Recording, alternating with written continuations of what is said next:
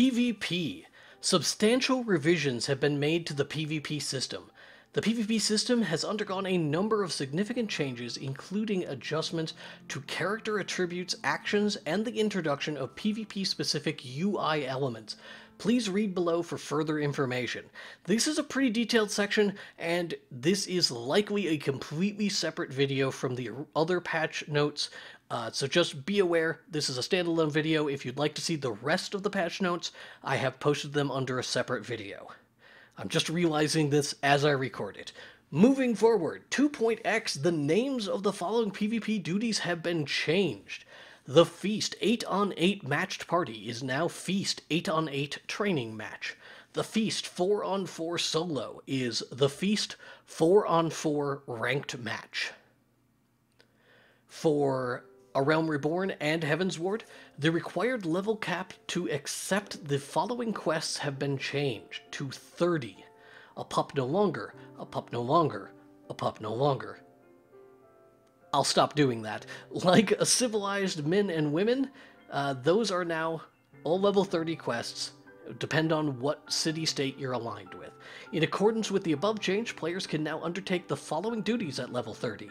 The Feast, 8-on-8 and 4-on-4, the Borderland Ruins, Seal Rock, and the Fields of Glory.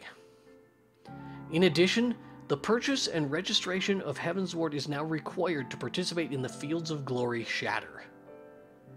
Okay, that's fine. The following PvP instances have been removed. The Fold. I am pleased. I think. The Feast 4v4 Light Party, and Borderland Ruins Slaughter. In accordance with this change, party rankings have also been removed. The following adjustments have been made to PvP instances. The Feast, Frontline, and Duels now require a job at level 30 or higher. Instances that allow players to change jobs will no longer allow the changing of class.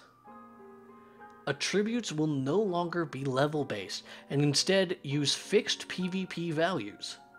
Level sync and item level sync will no longer be applied. Action points and action enhancements have been removed. Action presets have been removed. Morale has been removed. The following combat elements no longer function in PvP areas. Auto attack, block, parry, critical hits, or direct hits. Wow, that's a lot of things. The subcommand attack can no longer be used. Job-based attack and defense bonuses have been removed. Spells will no longer be interrupted by taking damage. The damage penalty incurred by ranged DPS classes due to their distance from the target has been removed. Players will now gain immunity to the following detrimental effects for a fixed period of time after they wear off. Stun, Heavy, Bind, Slow, Silence, and Sleep. No longer can you be, chain slept. PvE actions, player versus environment actions, can no longer be used in player versus player areas. Instead, players will now use a completely different set of actions created specifically for PvP. By accessing your PvP profile under Character in the main menu, you can review a list of job actions, additional actions, and traits. PvP job actions, a set of actions that can only be used in a PvP area. They have an example here. It looks like they're looking at a monk, and this is their set of actions that they have. It is significantly less than the number of actions you would use in player versus environment content. Certain jobs also have actions that are used together to form combos. Upon activating the initial action, its icon on the hotbar will be replaced by the subsequent action in the combo automatically. So you have Snap Punch combo. You can see it in the top there. So Snap Punch combo will do Snap Punch followed by... I should know this. I play a monk. You know what? I just don't. Was it end with True Thrust? Like, I press 1, and then I press 2, and then I press 3. I can't remember what else they do. Oh, I don't know their names. Okay, but yes, so it automatically cycles, so you only assign Snap Punch to one roll, and then you press that button 3 times in a row to do your combo. You press your Demolish combo 3 times in a row to do your Demolish combo. That's an interesting change. It was something they covered in the live letter. PvP additional actions. Players may choose up to 2 additional actions to supplement their job actions. So it looks like you'll have a selection of about 7 things here, and you can pick 2 of them, whatever is customizably best for your situation. PvP traits. Players may choose up to 3 traits to enhance their character. Again, it looks like we have about 9 options here. You get to pick 3 of them to do what you want to be strong at. For further details regarding PvP actions and traits, please refer to the Final Fantasy Job Guide. This is that thing that is going to be available. It was covered in my other video, but the Job Guide will be scheduled to be released on Thursday, June 15th. I will be doing a separate video on that. It is probably going to be released around 7 p.m., possibly a little bit later. I'm sure they're struggling to make sure it's completely accurate and translated correctly so nobody gets angry unnecessarily. There are going to be people who get angry. There's no doubt about that. It's involving changes to a video game.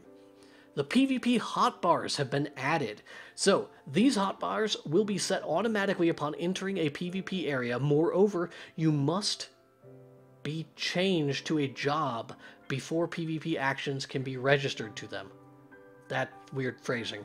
The position of PvP hotbars is shared with that of their PvE counterparts. So, your hotbars aren't going to just, like, jump around. You won't have to individually set their positioning, but their contents will be completely different. When entering these areas as a class, including Disciples of the Hand and Land, only shared hotbars will be replaced with PvP bars. Okay, let's see what comes next. The HP and attack power of monsters and objects that appear in PvP instances have been adjusted. Okay. I don't remember there being any monsters, but I guess I didn't do a lot of PvP. The limit break gauge in Borderland Ruin Secure has been replaced with the Adrenaline Rush gauge. That's the individual limit break, where you can use your limit break to do a thing, and it doesn't affect the rest of your party. In Secure, it was a shared party limit break. With this change, Adrenaline Rush can now be used in Wolves Den Pier and all PvP content. Each Adrenaline Rush action will now have its own unique icon. Aegeus Boon reduces damage taken by self and nearby party members by 25% for 15 seconds. Raw Destruction delivers an attack with a potency of 8,000. Can only be executed while, yeah. And then Terminal Velocity delivers an attack with all enemies in a straight line with a potency of 3,000 for the first enemy and then 25% less for each. I feel like that is pretty weak in comparison to what the melee one is. Comedier? I guess? Comet Eor? 4,000 potency, and then 25% less, 50%, 75% less. I feel like these are a little bit weak. Empyrean Rain. This restores 50% of your own HP and the HP of all nearby party members. Removes Stun, Sleep, Bind, Heavy, Slow, and Blind. Opening the character window will now display a PvP-specific character profile whenever you change gear, wherein you may change gear and select your character's title. Okay? Unlike the character window in PvE, you may only view levels for Disciple of War and Magic classes and jobs. Okay. I mean, it's distinctly different. The system message will now display to notify players that they have entered a PvP area. Hotbar swap, PvP mode. There's another little tiny thing here I can barely read. You have entered a PvP area. If you have a soul crystal equipped, your traits and hotbars will be automatically updated to their PvP counterparts. So I guess you have to have a soul crystal to make that work. A guide offering a brief introduction to PvP will now display when entering the Wolves' Den for the first time. Okay, good. I like tutorials. I'm gonna try this again. Player versus environment actions can now be used in player versus player areas, including Wolves Den. Oh, sorry, cannot be used.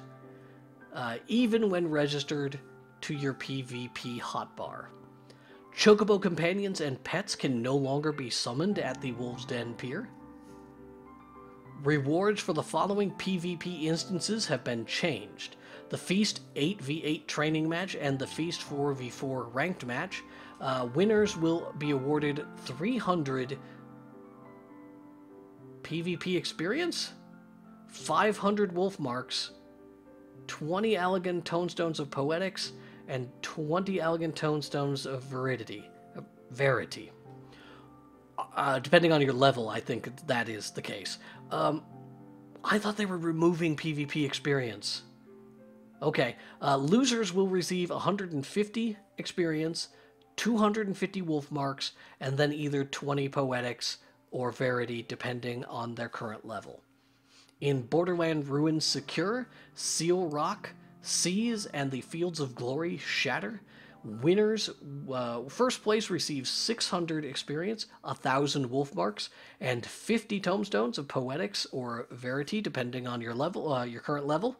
Second place receives 450 experience, 750 wolf marks, and still 50 tomestones, depending on their level. And then third place will receive 300 experience, 500 wolf marks, and then 50 tomestones regardless, or dependent on their level. So it's still the same Wolfmark rewards. I guess I don't know what PvP experience is yet. I'm guessing they'll get to that momentarily. All PvP instances, save for the following, will grant experience points to classes and jobs when the match ends. The Feast custom match and duels. So if you duel or you create a custom match, you will not earn experience points. But I believe that's like straight real experience points, so like leveling experience. I don't know what PvP experience is. The following actions and adjustments have been made to the Quick Chat. New Quick Chat options have been added. Yep, there they are. That's a whole bunch of them. Quick Chat will be modified in accordance with the PvP system adjustments. Party member numbers will now be displayed in the chat log when sending messages through chat. Okay. Alright. Good deal. A confirmation window will now be displayed upon hitting the exit button on the PvP ranking screen. The item level sync has been removed from duels because it's no longer a thing. You're just all the same power strength now.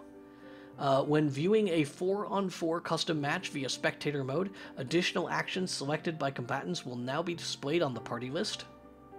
Players must now be level 30 or above in a job to enable spectator mode, so I guess you have to be able to be in PvP to watch people PvP.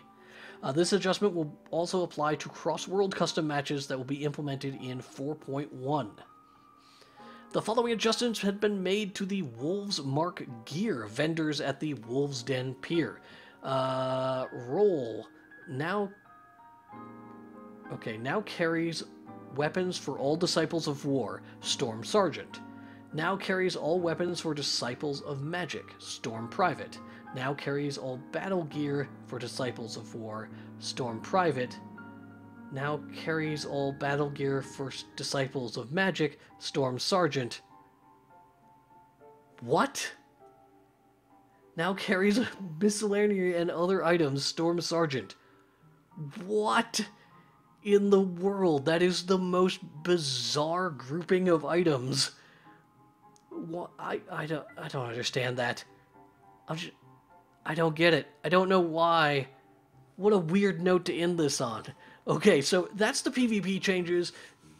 As an overview, obviously there is more detail coming in like the actual strength of the items. It's a pretty significant change. I don't understand. I believe maybe PvP experience just like translates to real experience. They didn't go into detail to what PvP experience earns you. I know you no longer progress and gain experience and gain power in the same way you did previously. It was one of the things they were trying to fix. So perhaps it's a reward structure that awards some cosmetic stuff. I guess we'll have to check that out in a little bit more detail. So thank you for checking out this PvP patch note summary, and follow the links that I'll put up here that will take you back to the full items or any separate ones that I felt were kind of separated out for purposes unknown. I'm getting a little bit wonky here. My voice is dying. There's a lot of notes here. Thank you for tuning in.